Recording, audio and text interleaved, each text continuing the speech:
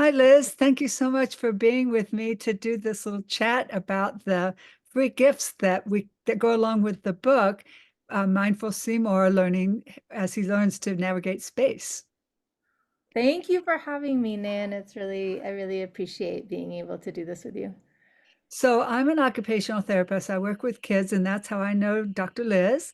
And Dr. Liz is an amazing person who is also writing children's books, and she has uh, special book coming out that I'm excited to see. Can you tell us a little bit about that, Liz? Yeah, I'm an educational psychologist, so I do assessments with kids who are struggling with learning or big feelings or anything that kind of is making things challenging, and we work together to try and figure out what's going on and how we can help.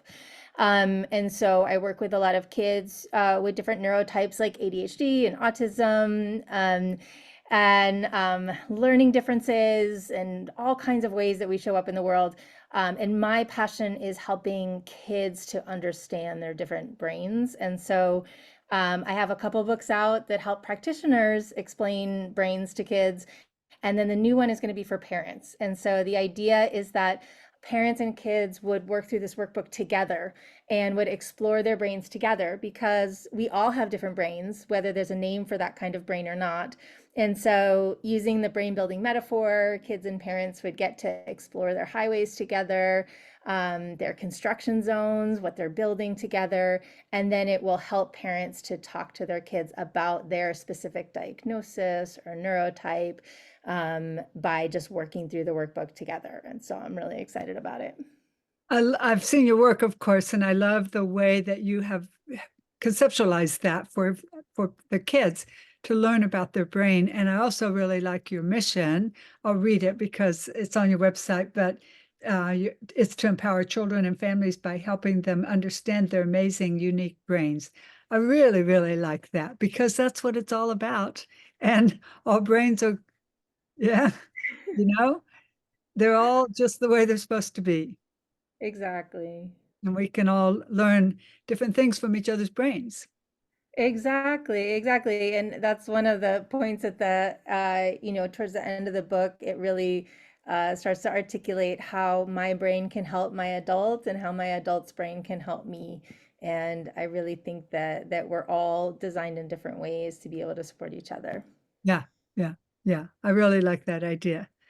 So thank you again for helping me spread the word about one of my books, which is also helping Seymour, Mindful Seymour, learn about his brain too. And he is from the story about learning to move through space. I'll show a little bit of the story, but mostly I'll go through the little activities that we can do with our kids. Sorry, there we go. So this is Mindful Seymour Pauses, sharing space with others. So he just moves fast through space. And in the process of doing that, he's making mistakes that are making it hard for other kids to do the work that they're trying to do.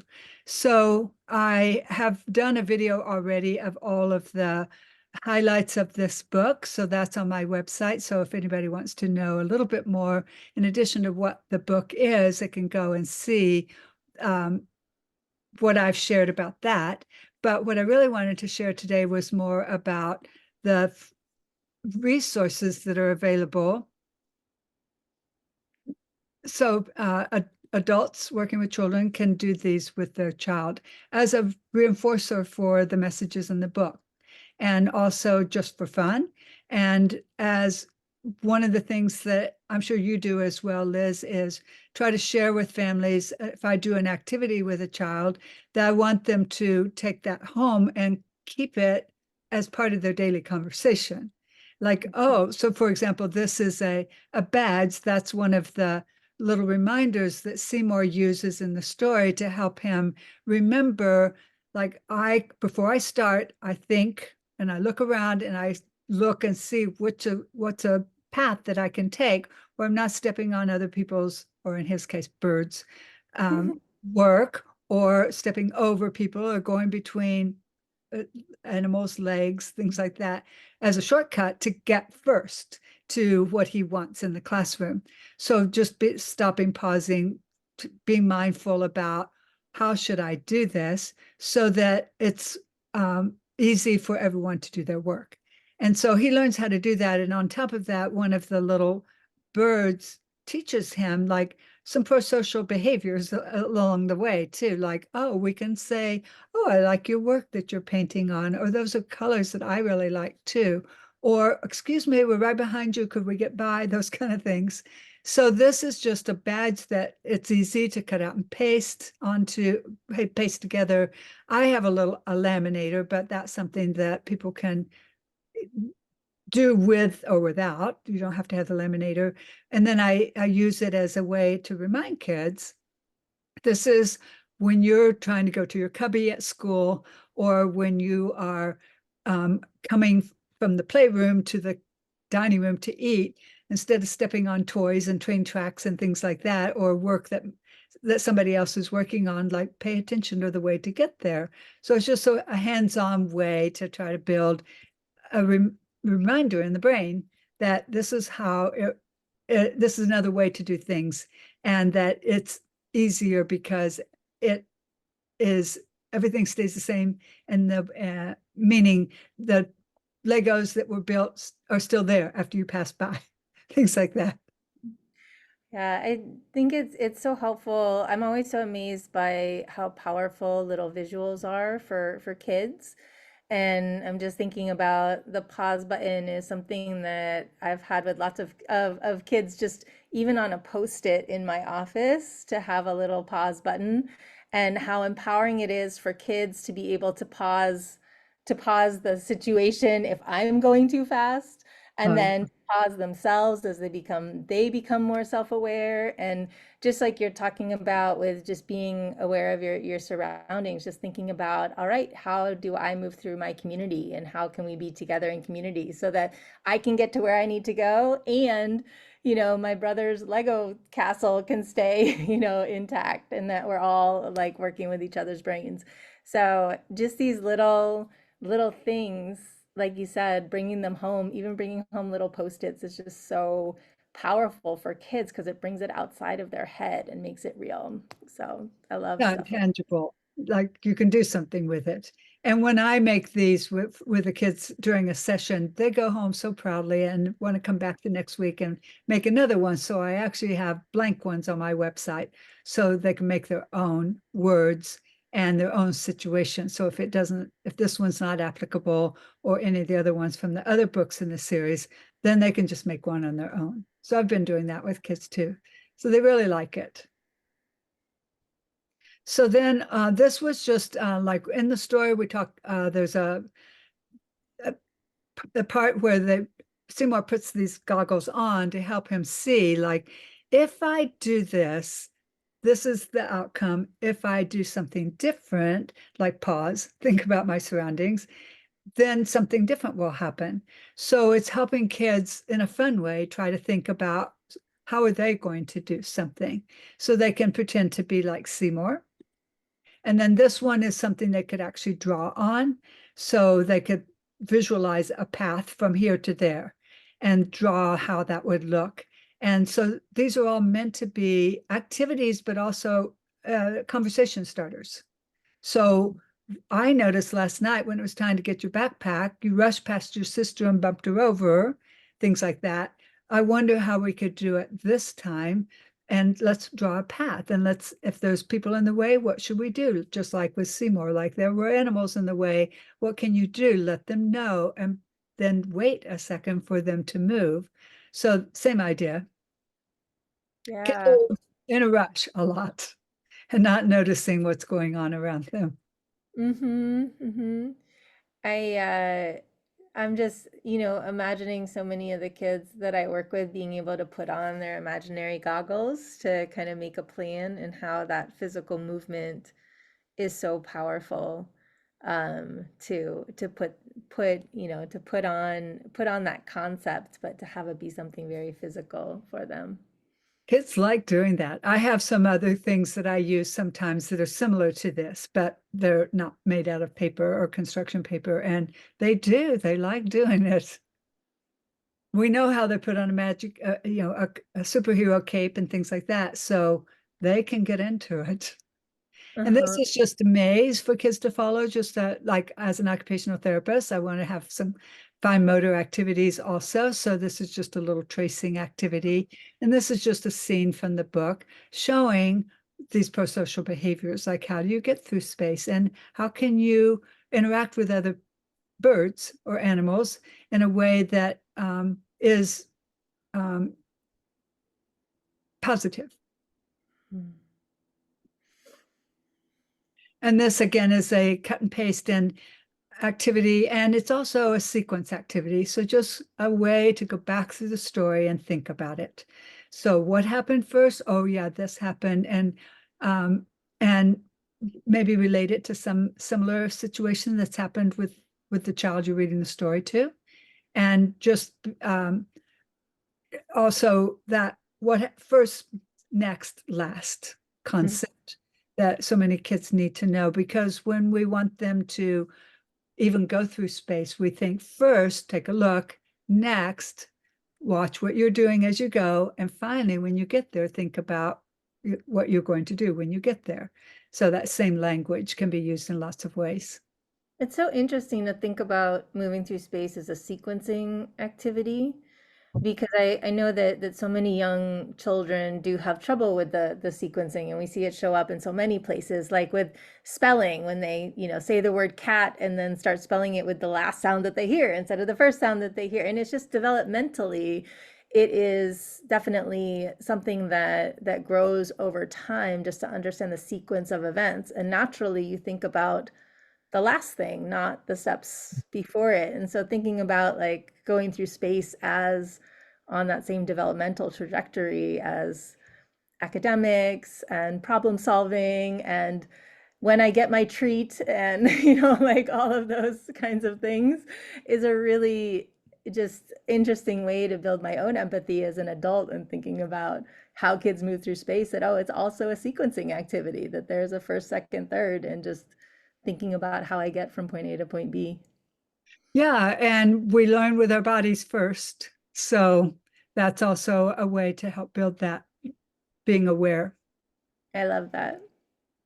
And then this, there's several different pages that are very similar, but it's showing like a child who maybe is not pausing and thinking about what to do before they start moving through space, and the picture of the child that is. So it's connecting them. So the first one is, I'll make it a little bigger for people to see, pushing others out of the way to get to the cubby. Like nobody's doing it to be mean, of course, but sometimes they're not aware that there's even a line there. And sometimes they're not aware that we're in this picture of like, I'm just cutting through to get what I want. I don't know that there are people that are, I'm stepping on their toes or bumping into them, just not knowing, and then matching it up with, oh, here's what I could do instead. I can wait, the middle one on the right, wait in line until there's a space to get to my cubby. So it's trying to show like these kinds of things can happen. And of course, a lot of the kids can notice it with other kids doing this, but not necessarily notice it themselves. So this is a way to bring awareness to, oh, is this something that you've seen before? Or is this something that sometimes is hard for you? Oh, this is how we could try to make it different. How would you do that? Mm-hmm.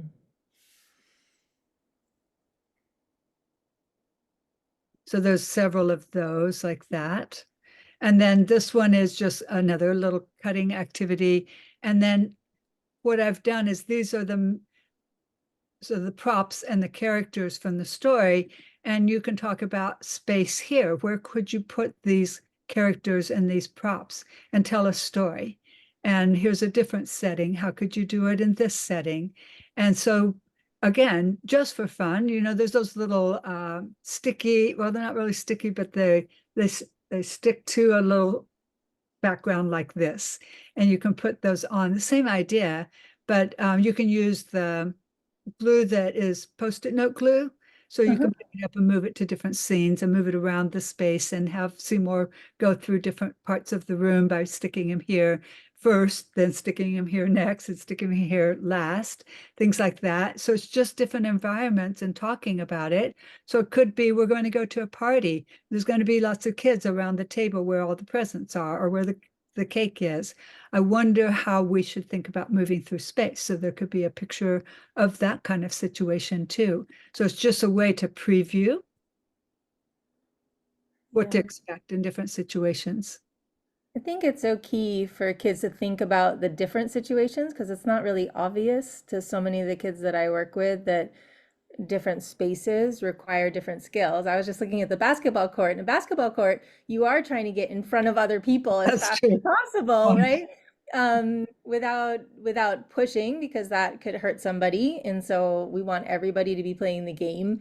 But you are trying to rush and you are trying to get in front and you are trying to get in front of somebody else. But in the classroom, we all have our designated space and we are kind of more still, and then that other situation where we might be going in line somewhere, we're all moving together in space, and so it's just so many different ways to move in times where my quickness may be really beneficial, like this basketball mhm. court that and just my instinct to get in front of somebody else actually benefits me and might make me a better player. Yeah. And then if we're in line, that instinct to get first might make things harder or have an impact on my peers. And so I love these different environments because we can talk about, like where this is a benefit, where it might make things harder, and just have both sides there. This is really neat. Yeah, it's such a great, I'm so glad you brought that up because it's true. And kids don't know. They don't know. So that's why it's great to have the opportunity to talk about that. And then this is coloring in the animals that Seymour was careful to go around. So it's just putting emphasis on paying attention to what is in your environment and how do you move through space. And another opportunity for me to bring fine motor skills into an activity Yeah. Yeah. in a And fun way. all those sequencing skills, right? So, And then again, an OT kind of activity, but this is the badge that Seymour gets from his sister to help him remember about moving through space. So it's just cut the four pieces apart, make it a puzzle, put it back together again in the yellow square there. So it looks like Seymour wearing his badge. mhm. And then this is more for the adults who might be working with children, trying to understand like why would kids have difficulty sharing space with others? And these are like not a exhaustive list, of course, but from my perspective, the postural control, the strength, ability to do things, and sometimes kids don't really have that much control over their bodies. In fact, and so they make mistakes bumping into people, I guess I should say, accidentally, and it's truly an accident, and they don't mean to, but sometimes other kids don't understand how could you do that. Well, it's not, it's really the way their bodies are, and so they often kids are impatient with them because of that. And of course sometimes the vestibular system is not giving input, like, oh, I'm losing my balance, I should try to catch myself, but instead they fall into somebody again. Sometimes kids aren't that patient with those kinds of accidents, and they often are perceiving it as somebody doing something on purpose, unfortunately, because they don't understand what we're talking about right now.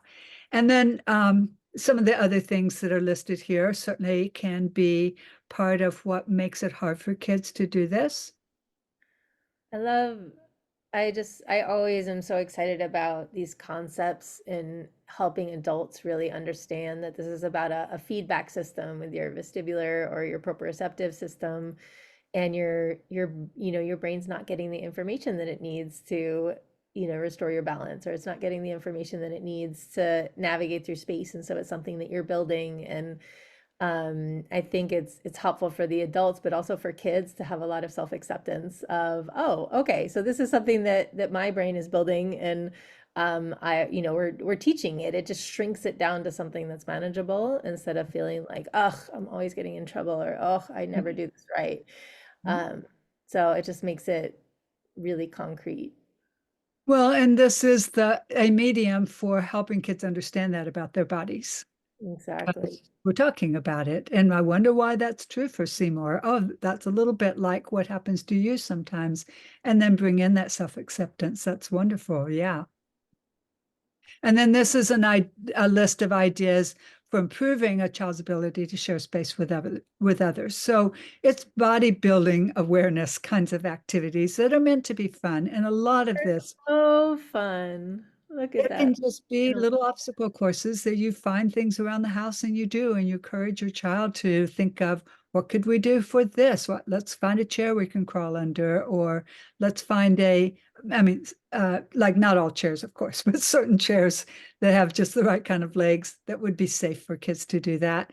And what kinds of jumping activities can we do? And also teaching them language. I need space. I'm thinking of one little boy who used to say that, and kids get it. They just really understand that. And it's almost like they understand that language more than stop. Uh-huh. Definitely more than you're in my way. Uh-huh. Frustration kind of response from somebody, or stop. Like that doesn't really get the response that teaches anybody anything. But if they say, I need space, that now everyone knows. Oh, Mhm. okay. And they're quite responsive as my in my social skills groups, I see that. And they're quite responsive to that. They understand that. Mhm. And it also is, the other examples that I gave don't sound that nice either. And kids have a way of showing that they're really quite annoyed by this and use that tone of voice. And then the other person just feels hurt when it really was not their fault. They just didn't know, or they're still building, like you said. Mhm. And then, whoops. This is a little activity. Whoops, sorry, we've done that one. And a little activity about you can look through all of these activities again, talk about them. So why do people say keep your hands to yourself? Or is that something that other kids like or don't like? So you can cut it out and paste it like a sort, like word sort, but these are a different kind of sort. So people like this or people don't like this kind of sort. And what reaction might you expect if you lick somebody, or what reaction might you expect if you give a hug to somebody without permission? That seems to be a pretty strong rule in schools, to not give hugs to other kids without asking. And sometimes just don't do it, is a rule I hear from kids. And so that's just again an opportunity to talk to children about why not, and is there a way that would maybe sometimes be okay, or is this a never rule? Kind of. So it's just again, just all the purpose of this is try to build awareness, try to help their brains grow from these little activities. So that's all the activities I have. Did you want to share anything more about your work or how these kind of go together, what you're doing and what I'm doing? I think just, the self-awareness piece is so important, just talking about it, bringing things to the front and not being afraid to talk to kids about things that are challenging. I just had a kid in my office today who, we're talking about the thing that is the hardest thing for him that I've seen him have meltdowns over, Mhm. and he just is so um, he seems so relieved to be able to talk about it in that non-judgmental way, and with curiosity. And of course, in this testing environment, I get to respond, to I refuse to do that with, oh, that's really interesting. Can you tell me more? And I can put it aside and say, like, let's get curious about that. This seems like a construction zone. And so tell me a little bit more, like why I saw you put your head down. Can you tell me what's up?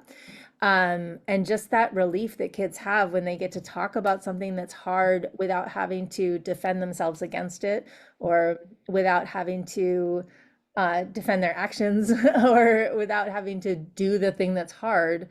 And then you get such good information about what they need and how we can support them and understand them better.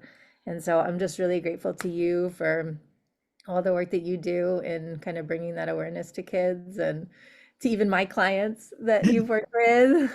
And I so Um, appreciate what you're doing too. And I learned so much from you too, Liz. And that construction zone is just such a great picture for kids to have in their heads because construction is going to end up with an end product.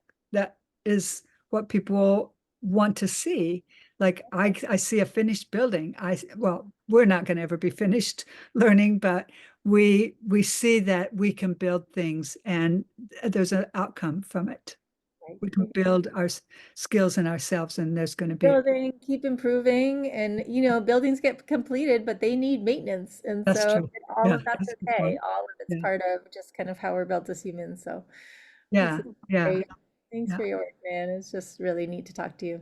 So again, if you are interested in learning more, you have a lot of things on your website too. So I much. do. Yeah, I'm at explainingbrains.com. And there are a ton of resources for practitioners. There's a ton of resources for parents.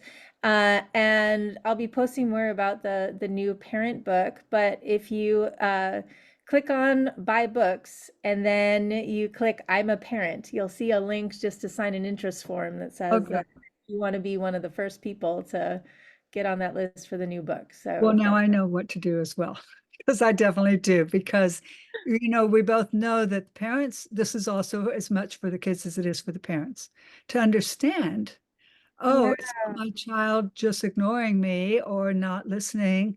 They don't know, and they just need more practice. And Mhm. this might be what's underlying the behavior that I didn't realize. Mhm. So now it's easier for parents to be a little more patient and learn what they can do to support their child. I hope so. Yeah. And so that's why I'm excited about your book because I think it helps in a Well, different maybe we'll way. do this again with my book when it comes Oh, out. This yes. I'd love to do that. Absolutely. Yes. Yeah. Let's do. is Okay. fantastic. Well, thank you again so much, Liz. Okay, yeah, I hope that was helpful. Absolutely.